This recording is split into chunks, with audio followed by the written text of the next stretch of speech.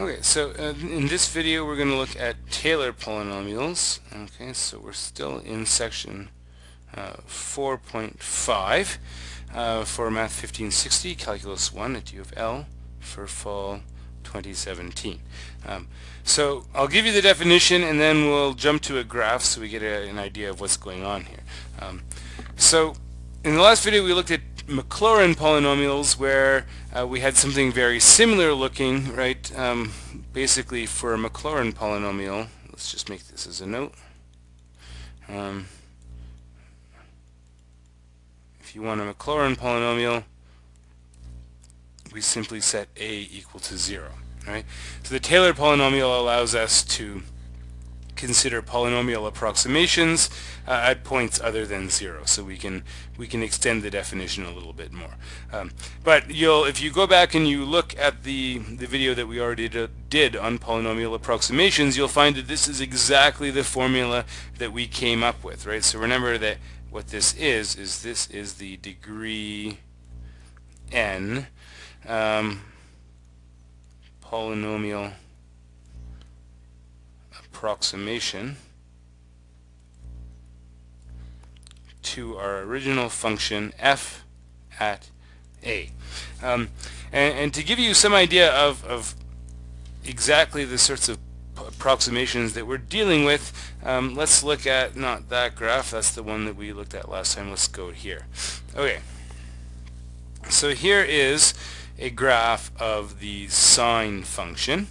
Okay, maybe we'll zoom in a little bit, but not too much, just to give us a better picture here.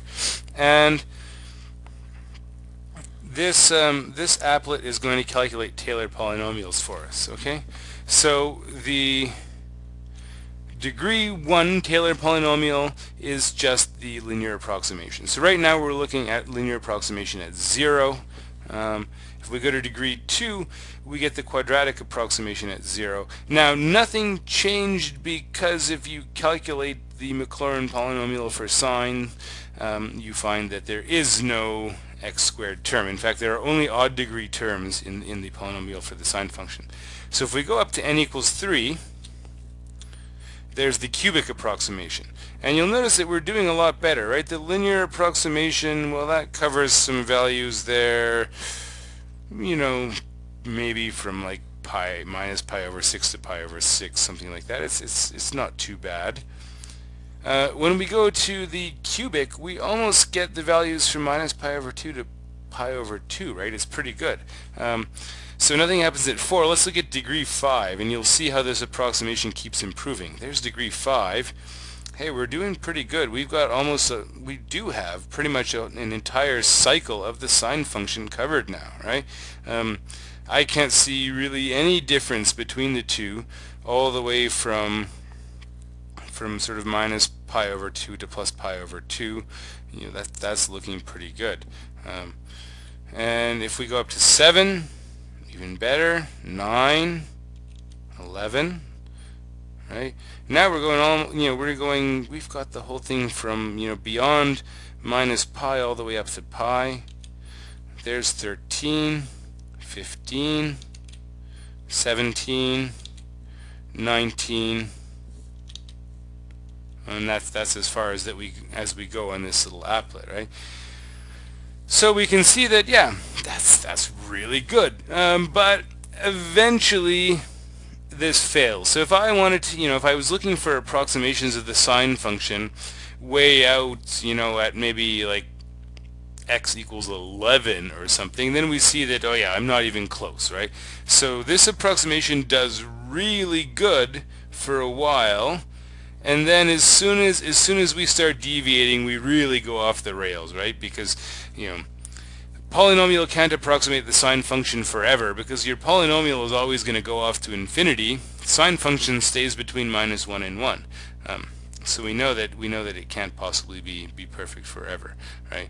But if I wasn't happy with this and I wanted an approximation that worked, say, further out on the x-axis, well, then I can also start shifting over the point, right? If I start shifting over my point, then we can see how things transform. If I move over to say a equals 5, right, now I've got those values covered out at say 11. I got that approximation out there, but I'm not doing very well for large negative values, and so maybe I want to head back the other way. And if I head back the other way, then I kind of get some idea of what's going on over there for negative values, right? So we start getting this idea of how this thing works. We can see in fairly dramatic visual fashion that we really do get a good approximation. So we're not just messing around with these Taylor polynomials. They give us excellent approximations to our functions. And we could, if we wanted to, we could change this function. Let's go to let's change the function. What's another function that we like? Let's do something like let's do the natural log. Okay. Let's see if we can change that up. All right. There's our log function. And well, I better get a into the positive range here because we can't consider it for negative values. Okay, so there's a degree 5, and let's move all the way up maybe to a equals 1. That seems like a good place to start approximating the natural log. Okay, so there you can see that around that point P we've got a pretty good approximation, from about -1/4 almost to 2. And again, if we want to improve things, we can start increasing the degree of our polynomial. You'll notice though that for the natural log, things progress a lot more slowly than they did for the sine function, right? We don't gain a lot. If I wanted to start at a equals 1 and I wanted an approximation for the natural log that worked out at say 10, I'm gonna need like 1,000 terms in that polynomial. I got to go way further out than I'm currently going. So that's maybe not the best one. If we wanted to do something like, say, the exponential function, e to the x, okay. Geez, I can't even see the exponential function there. Let's drop down to 1. Oh, there we go. So there's our exponential function. Let's move the graph down. Okay, there's the linear approximation. I'm doing this at 1. Again, you could do it at 0 if you wanted to. But if I start increasing my degree, there's the quadratic, cubic, degree 4, degree 5, and you can see that I've got the top covered for a while. Eventually those are going to deviate. The exponential function is still growing faster, right? You can see you start to get some separation after a while, but really not for a while. And if I wanted to, I can keep going, and I can start kind of getting some of the lower end of that exponential function as well. Okay, so these polynomial approximations are pretty effective. How do we calculate them? Well, the same way that we calculated some of those Maclaurin polynomials, right? So let's say I want the degree 6 Taylor polynomial for the sine function, but I'm going to expand not about 0, I'm going to expand about pi over 2. So let's go. So g at pi over 2, sine of pi over 2 is 1. Okay, g prime pi over 2, cos of pi over 2 is 0. G double prime minus sine pi over 2 is minus 1. Third derivative minus cos is going to be 0. Fourth derivative is going to be back to sine. I get 1. Fifth derivative, sorry, pi over 2 is going to be cos again. I get 0. Sixth derivative, pi over 2, I get minus sine. I get minus 1. Okay, so what does my polynomial look like? So degree 6, I'm expanding about 1. I get 1. There's no linear term. Minus 1 over 2 factorial, x minus pi over 2 squared. and then the next one I get is 1 over 4 factorial x minus pi over 2 to the 4, and then 1 over 6 factorial x minus pi over 2 to the 6. And that gives me the degree, not about 1, sorry, about pi over 2. That gives me the degree 6 Taylor polynomial for the sine function at pi over 2. Okay, so that's a typical example here, computing Taylor polynomials. I feel like I skipped one. Sometimes this pen does a double hit. There we go. Log function. Let's try that. About a equals 1. Notice that Maclaurin is not an option here because the function is not defined at 0. We can't do an expansion about 0 even if we wanted to. So we got to do it about 1. Okay, so f of 1 is log 1 is 0. F prime of x is 1 over x, so f prime of 1 is 1. F double prime is minus 1 over x squared, so f double prime at 1 is minus 1.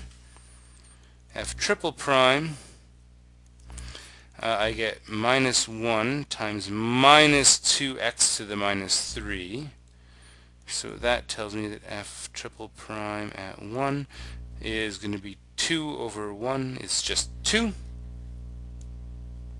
Leave it at that. The fourth derivative, I'm going to get the 2 that I already had times minus 3 over x to the 4. So the fourth derivative at 1 is going to be minus 6. Finally, the fifth derivative, I get 2 times 3 times 4 over x to the 5, and so the fifth derivative at 1 I get minus 4, right? I get a minus 4 there, so I get actually plus 24. So my polynomial degree 5 about x equals 1 is going to be constant term is 0, then 1 times x minus 1 over 2 factorial minus 1 over 2x squared, okay, plus 2 over 3 factorial x cubed minus 6 over 4 factorial x to the 4 plus 24 over 5 factorial x to the 5. And if you clean this up a little bit and realize that, well, this is, 2 over 3 factorial. This guy here this is 2 factorial over 3 factorial, just leaves you with the 3 on the bottom. This is 3 factorial over 4 factorial, just leaves you with the 4. 4 factorial on the top, 5 factorial on the bottom, just leaves me with the 5. So if I simplify this, I have x minus x squared over 2 plus x cubed over 3 minus x to the 4 over 4 plus x to the 5 over 5. Oh, what did I mess up? I'm not expanding about 1, am I? So this is not quite right.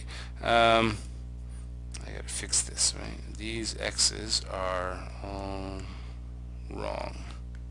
So let's fix that. Right? We're not doing a Maclaurin polynomial. We're not expanding about 0. We're expanding about 1.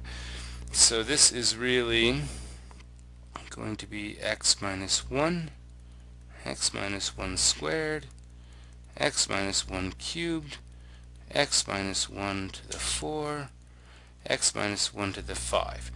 So I get x minus 1, x minus 1 squared over 2, sorry, with a minus sign, x minus 1 cubed over 3, x minus 1 to the 4 over 4, x minus 1 to the 5 over 5. That gives me my polynomial, and I think in this case you can probably spot the pattern and work out how this would continue if we wanted to consider higher degree polynomials. Alright, so we will stop here for this video.